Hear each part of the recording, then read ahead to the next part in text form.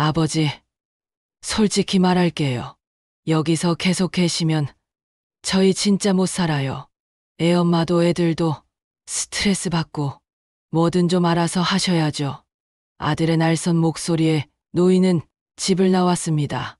비 오는 날 80세 노인이 폐지를 줍는 이유, 아들과 며느리 때문이었습니다.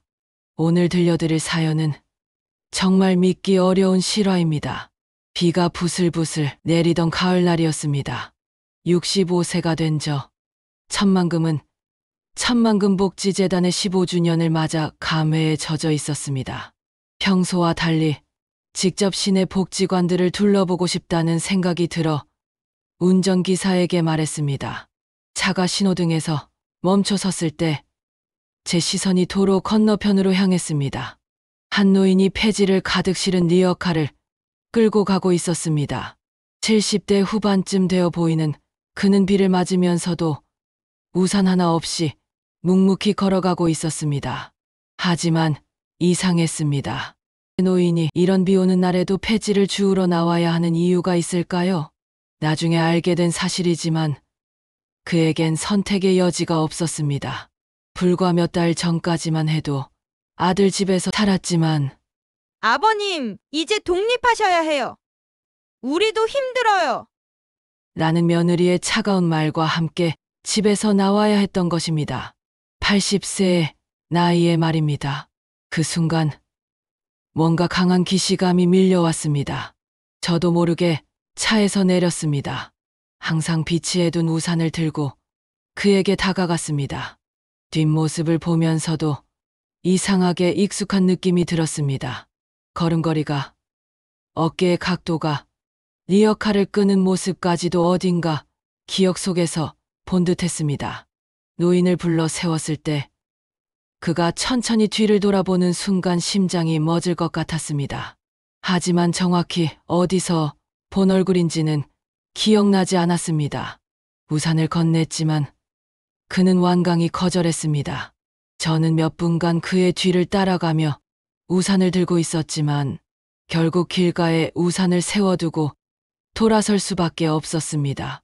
그날 밤 그 노인이 머릿속에서 떠나지 않았습니다. 비서에게 전화를 걸어 시내 복지관과 급식소 주변에서 폐지를 줍는 사람들의 명단 파악을 지시했습니다. 왜 그러는지 저도 알 수 없었지만 그에 대해 더 알고 싶은 강한 충동이 있었습니다. 며칠간 직접 복지관들을 돌아다닌 끝에 종로구의 한 급식소에서 그를 다시 만났습니다. 점심시간, 노인들이 줄을 서서 급식을 받는 곳에서 그도 조용히 서 있었습니다. 복지관 직원에게 물어보니 그의 이름은 장봉남, 80세였습니다. 종로구 쪽방촌에서 혼자 살고 있으며 아들과는 연락이 끊어진 상태라고 했습니다. 장봉남, 그 이름을 들은 순간 가슴이 두근거리기 시작했습니다. 왜일까요? 저는 계속 그를 바라보며 기억의 실타래를 풀어보려 했습니다. 급식을 받은 장봉남은 구석진 자리에 혼자 앉아 조용히 식사를 했습니다. 다른 노인들이 삼삼오오 모여 이야기하는 동안에도 그만은 홀로 있었습니다. 그 외로운 모습이 왠지 마음을 아프게 했습니다. 그날 저녁 조사 결과는 더욱 가슴 아팠습니다. 평생 막노동을 하며 살아온 장봉남은 5년 전부터 몸이 아파 제대로 된 일을 하지 못했고 아들 집에 얹혀 살다 며느리의 차가운 시선과 잔소리를 견디다 못해 스스로 나왔다는 것이었습니다. 아버지가 계시니까 애들이 자꾸 할아버지만 찾아요. 교육에 안 좋아요. 병원비도 만만치 않고 솔직히 부담스러워요. 이런 말들을 매일 들으며 지내다가 결국 내가 나가는 게 낫겠네 라고 말하며 집을 떠난 것입니다. 지금은 월세 20만 원짜리 쪽방에서 퇴지 주워 번 돈으로 근근히 생활하고 있었습니다. 그날 밤 저는 꿈을 꾸었습니다. 50년 전 13살이던 제가 달동네 판잣집에서 배고파 울고 있었습니다. 엄마는 야근 중이었고 집에는 먹을 것이 하나도 없었습니다. 그때 누군가 문을 두드렸습니다. 낡은 작업복을 입은 아저씨가 빵 한 개를 건네며 말했습니다. 사람답게 살고 싶으면 지금 울지 말고 버텨. 내가 크면 분명 좋은 일이 있을 거야. 꿈에서 깨어난 순간 온몸에 소름이 돋았습니다. 장복남이 바로 그 아저씨였습니다. 50년 전 절망에 빠진 저에게 빵과 용기를 준 바로 그 사람이었습니다. 그래서 그렇게 익숙한 느낌이 들었던 것입니다. 그 빵 한 조각과 따뜻한 말 한마디가 제 인생을 완전히 바꿔놓았습니다. 그 말씀 덕분에 울음을 그치고 공부에 매진할 수 있었고 지금의 재단까지 만들 수 있었습니다. 모든 것이 그분 덕분이었는데 그분은 지금 자식들에게 버림받고 쪽방촌에서 폐지를 주우며 혼자 살고 계셨습니다. 그 순간 저는 결심했습니다. 50년 전 장복남이 저에게 희망을 주셨듯이 이번에는 제가 그분에게 희망을 드리겠다고. 하지만 접근 방법이 문제였습니다. 장복남은 자존심이 강해 보였고 함부로 도움을 제안했다가는 오히려 상처를 드릴 수 있었습니다. 복지관에서 급식 봉사자로 참여하며 자연스럽게 그와 대화를 나누기 시작했습니다. 국을 퍼주는 자리에서 만난 장복남은 여전히 조용하고 정중했습니다. 식사 후 함께 앉아 이야기를 나누었습니다. 혼자 살고 있다는 그의 말에서 깊은 쓸쓸함이 느껴졌습니다. 아들과는 연락을 하지 않는다고 했을 때 그 말 속에 숨어 있는 상처를 느낄 수 있었습니다. 아들 하나 있는데 이제는 저 같은 늙은이가 짐이 되나 봅니다. 폐지 줍는 일에 대해서는 쓸모없는 느낌이 든다며 자조적으로 웃었습니다. 젊을 때는 공사장에서 일했어요. 집도 짓고 길도 만들고. 그런데 이제는 말을 다하지 못하고 고개를 숙이는 그의 모습이 너무 안쓰러웠습니다. 저는 조심스럽게 과거에 대해 물어봤습니다. 달동네에서 살아본 적이 있는지, 어린 아이들에게 도움을 준 기억이 있는지. 하지만 그는 기억하지 못했습니다. 50년이라는 세월. 그리고 그에게는 수많은 일들 중 하나였을 테니까요. 대신 저는 다른 접근을 시도했습니다. 그의 건설 경험을 살려 젊은이들에게 기술을 가르쳐 달라고 부탁했습니다. 할아버지 같은 분이 가장 소중한 기술을 가지고 계신 거예요. 처음에는 주저했지만 점차 관심을 보이기 시작했습니다. 며칠에 걸친 설득 끝에 마침내 승낙했습니다. 장복남이 사는 쪽방촌을 직접 찾아갔을 때의 충격은 이루 말할 수 없었습니다. 2평도 안 되는 방에 침대 하나, 낡은 옷장 하나가 전부인 곳에서 그가 살고 있었습니다. 벽에는 아들의 오래된 사진이 하나 붙어 있었는데 그 사진을 바라보는 그의 눈빛에는 그리움과 원망이 동시에 담겨 있었습니다. 평생 가족을 위해 살았는데 결국 이렇게 되었네요. 그때였습니다. 더 이상 숨길 수 없다고 생각한 저는 진실을 털어놓기로 했습니다. 할아버지는 사람을 살리는 분이에요. 놀라는 그에게 차근차근 설명했습니다. 50년 전 달동네에서 13살 소녀에게 빵을 주며 용기를 북돋워준 일, 그 소녀가 바로 저라는 것을. 할아버지, 그 아이가 바로 저예요. 본명이 장혜숙이고 어릴 때 가난해서 만금이 부자가 되고 싶다는 뜻으로 천만금이라는 별명이 붙었다고 했을 때 장복남의 얼굴이 창백해졌습니다. 만금이라고요? 설마. 그렇습니다. 50년 전 그가 만금이라고 불러주던 바로 그 아이였습니다. 그날의 빵 한 조각과 따뜻한 말씀이 어떻게 제 인생을 바꾸었는지, 그 덕분에 어떻게 지금의 재단까지 만들 수 있었는지 모든 것을 이야기했습니다.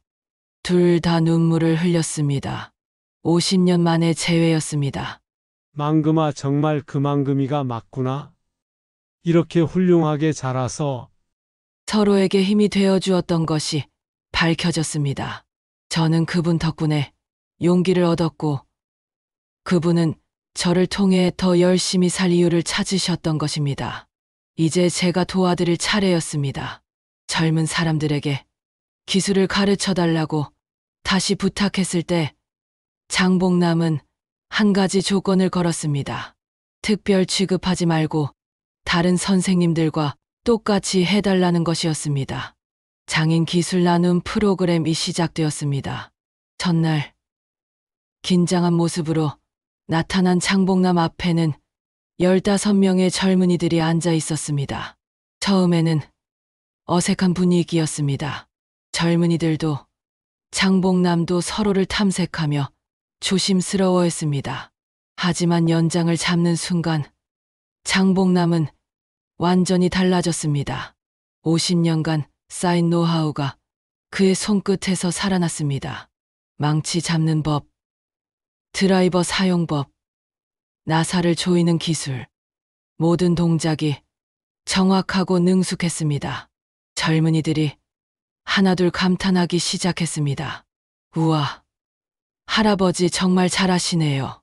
어떻게 이렇게 정확하게 하세요? 칭찬을 받으니 장봉남의 얼굴이 밝아졌습니다. 자신감을 되찾기 시작한 것입니다. 며칠이 지나면서 수업은 점점 인기를 끌었습니다. 15명에서 시작해 20명, 25명으로 늘어났습니다. 젊은이들 사이에 입소문이 났습니다. 진짜 실력자라는 평가였습니다. 한 달 후에는 기초 연장 사용법을 넘어서 실제 건설 현장 기술까지 가르치게 되었습니다. 벽돌 쌓기, 수평 맞추기, 모든 것이 달인의 경지였습니다. 50년 해본 일이거든. 눈 감고도 할 수 있어? 농담도 하고 웃음도 많이 보였습니다. 완전히 다른 사람이 되어 있었습니다. 더 놀라운 건 젊은이들의 변화였습니다. 단순히 기술만 배우는 것이 아니라 장봉남을 진심으로 존경하기 시작했습니다. 한 젊은이가 손을 다쳤을 때 장봉남이 아버지처럼 걱정해주는 모습을 본 후부터는 호칭도 바뀌었습니다. 봉남 아버지, 봉남 할아버지, 가족 같은 호칭으로 부르기 시작했고, 장봉남은 그것을 정말 좋아했습니다. 아들에게서 받지 못한 존경과 사랑을 젊은이들에게서 받고 있었던 것입니다. 2달째부터는 재단 전체에 소문이 났습니다. 젊은이들이 하나둘씩 좋은 일자리를 구하기 시작했고, 장봉남의 가르침으로 창업하는 사람들도 나타났습니다. 봉남 할아버지 덕분에 취업했어요. 할아버지가 가르쳐 주신 기술로 창업했어요. 그런 소식을 들을 때마다 장봉남은 자신의 일처럼 기뻐했습니다. 3개월째 되던 날, 장봉남이 수업을 마치고 저에게 왔습니다. 망금아, 고마워. 80살에 다시 쓸모 있는 사람이 될 수 있을 줄 몰랐어. 그리고 조용히 덧붙였습니다. 내 손이 아직 누군가에게 도움이 될 수 있구나. 6개월이 지나면서 장봉남의 명성은 재단을 넘어 널리 퍼졌습니다. 다른 복지기관에서도 강의 요청이 들어오기 시작했고, 언론에서도 관심을 보였습니다. 자식들에게 버림받은 80세 할아버지가 젊은이들의 멘토가 되다라는 기사가 신문에 실렸습니다. 그런데 뜻밖의 일이 일어났습니다. 장봉남의 아들이 신문 기사를 보고 먼저 연락을 해온 것입니다. 아버지, 신문 기사 봤어요. 정말 자랑스러워요. 2년 만에 재회였습니다. 아들은 아버지에게 진심으로 사과했습니다. 아버지, 그때 집에서 나가라고 해서 미안해요. 아내가 좀 그랬는데 제가 더 잘 말씀드렸어야 했는데. 장봉남은 따뜻하게 용서했습니다. 됐어, 다 지난 일이야. 너도 내 식구 챙기느라 힘들었을 거야. 며칠 후에는 10살 손자까지 데려와 3대가 다시 만났습니다. 할아버지, 저도 할아버지처럼 집 짓는 거 배우고 싶어요. 손자의 말에 장봉남의 얼굴이 환해졌습니다. 드디어 재단 15주년 기념식 날이 왔습니다. 200여 명이 모인 자리에서 저는 그동안 숨겨왔던 진실을 모두에게 공개했습니다. 50년 전 13살 소녀에게 희망을 준 분이 바로 장봉남 선생님이라는 것. 그분이 없었다면 지금의 제가, 그리고 이 재단이 존재하지 않았을 것이라는 것을. 청중들이 일제히 일어나서 뜨거운 박수를 보냈습니다. 무대에 오른 장봉남은 떨리는 목소리로 말했습니다. 만금아, 고마워, 내 덕분에. 나는 80살에 다시 살 이유를 찾았어. 그리고 젊은이들을 바라보며 덧붙였습니다. 다 지난 일이에요. 이제는 앞으로 더 좋은 일들만 생각하고 싶습니다. 기념식이 끝나고 저희는 재단 옥상에 올라가 서울 시내의 불빛을 바라보았습니다. 50년 전에 할아버지가 저에게 해주신 말씀 기억하세요? 사람답게 살고 싶으면 지금 울지 말고 버티라고. 크면 분명 좋은 일이 있을 거라고 하셨잖아요. 정말 좋은 일이 생겼어요. 할아버지를 다시 만난 게 제일 좋은 일이에요. 그날 밤 장봉남은 자신의 방에서 오래된 리어카를 바라보았습니다. 폐지 줍던 시절의 흔적이었지만 그는 끝까지 가지고 있겠다고 했습니다. 힘들었던 시절을 잊지 않으려는 것이었습니다. 이것도 내 인생의 일부야. 며칠 후 저희는 함께 50년 전 그 달 동네를 찾아갔습니다. 지금은 재개발되어 아파트가 들어서 있었지만 그래도 옛날을 회상해보고 싶었습니다. 그곳에서 장봉남이 말했습니다. 만금아, 앞으로도 이런 일을 계속하자. 사람을 살리는 일 말이야. 저희는 약속했습니다. 계속 누군가에게 희망을 주는 사람이 되겠다고. 지금 장봉남은 82세가 되었지만 여전히 젊은이들을 가르치고 있습니다.